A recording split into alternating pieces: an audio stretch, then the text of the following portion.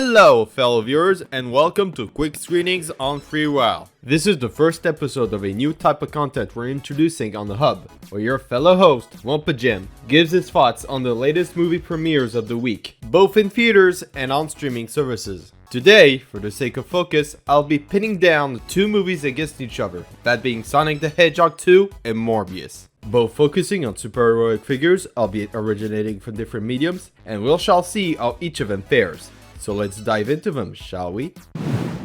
I think it's safe to say that the first Sonic movie was one of the most notable surprises of the decade so far. I'd like to call it the movie that had no reason to be good, yet it managed to somehow. Setting the obvious fix-up situation aside, the fact they pulled something worthwhile out of a frankly undesirable pitch, that being of a live-action hybrid targeted for families, was commendable to say the least. I think what really made it stand out in spite of its flaws was the strong characterization of its leading hero and villain, with Sonic voiced by Ben Schwartz and Dr. Robotnik portrayed by Jim Carrey. So with this newfound success, a sequel was eventually greenlit, and it came with the question of whether or not the original was simply a flash in the pan. Thankfully, they took the preferable route, giving a lot more of what people expected out of a Sonic movie the first time around. Basically, you take the two strongest parts of the original, surround them with more characters and lore from the games, and place them into a new story with bigger action and a wider variety of settings. While the roots to the grounded Earth setting are still in place, we've broken away from the fantasy creature in real world template and we now have, no pun intended, a proper Sonic adventure.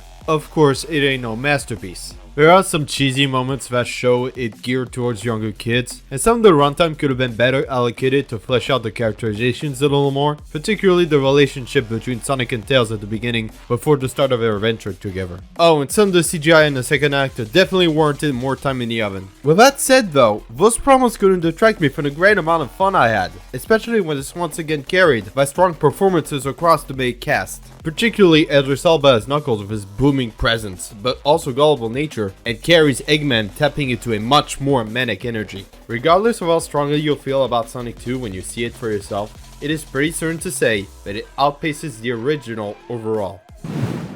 In an interesting bit of irony, Sonic's cinematic output is being pinned once again against a comic book based film releasing just 1 week apart from each other in North America. But instead of DC, it's Marvel's turn. Or more exactly, Sony's attempt to build their own cinematic universe focused on Spider-Man's Rogues Gallery in parallel to their collaboration with the MCU. But while it was pretty easy to ride on the popularity of Venom's character, the producers were faced with a task that's nowhere near as effortless. Given that Michael Morbius, a scientist whose attempt at curing his rare blood disease turns him into a living vampire, would only be familiar to people who are actually attuned to Marvel's comic book history. So it was pretty important to leave a good first impression to the average movie viewer, especially given the last time Jared Leto gave his take on a comic book character that was actually commonly known and loved by the public. Being a part of the same universe, thus likely to share the same creative philosophy, I was expecting a similar level of quality to 2018's Venom. A really dumb, really stupid, but wildly entertaining guilty pleasure.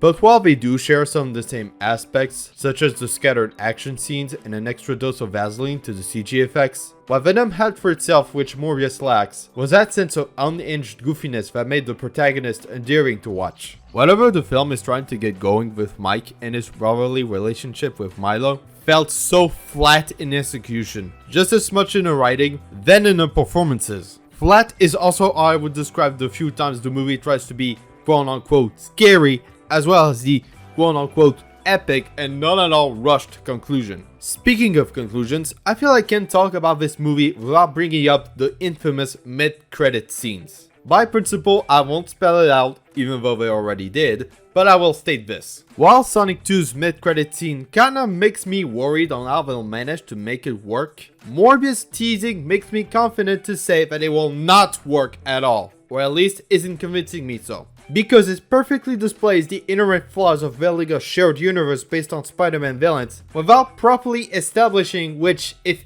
any Spider-Man, they commonly have a beef with. While I don't think this could be considered the worst Marvel movie ever made, as many are saying, although I feel this is more of a joking statement, this certainly doesn't leave a good first impression of the vampire anti-hero to the mainstream crowd. If you enjoyed our little video, be sure to leave a like, share it, and subscribe to the channel to keep up with future uploads. Before we're signing out, thank you for tuning in to Free While. Have a good one.